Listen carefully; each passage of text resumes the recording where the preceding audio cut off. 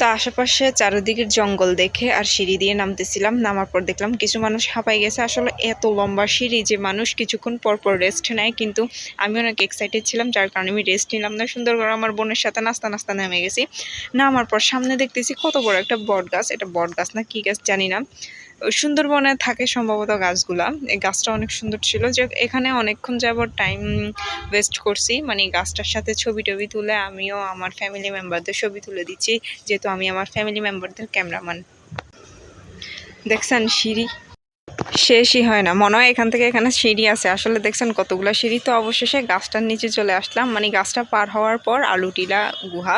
আর এখানে আসার পর দেখছি মানুষজন অনেক আছে। আসলে সিঁড়িতে তেমন একটা মানুষজন ছিল না, কিন্তু নিচে নামার পর দেখতেছি আসলে অনেক মানুষজন আছে। আর চারিদিকে দেখেন জঙ্গল আর জঙ্গল, অনেক গহীন জঙ্গল। জানি না বাঘ টাক আছে কিনা, বাট আমি অনেক অনেক ভয় পাই নাই। আর এখানে ভয়ের কোনো কারণ নাই, কারণ সবাই আছে, যদিও আমি ভীতু না। এরপর গুহার সামনে সবাই দেখতেছি লাইন ধরে দাঁড়াই আছে। ভাই এখানে দেখছেন আমার সিঁড়ি শেষই করতে পারতেছি না, আর ওরা সবাই লাইন ধরে দাঁড়াই আছে।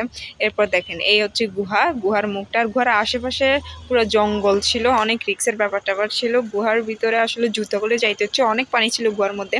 এরপর যাই হোক জুতা টুটা খুলে নিলাম। এরপর জুতা টুটা খুলে পর আমি এক মহিলাটারে হেল্প করতে চাইছিলাম, কিন্তু মহিলাটা আমার ইগনোর করলো। যাই হোক ইগনোর করছে তো কি হয়েছে, কারণ মহিলাটা বুঝে গেছে আমি নিজে একটা অকম্মা।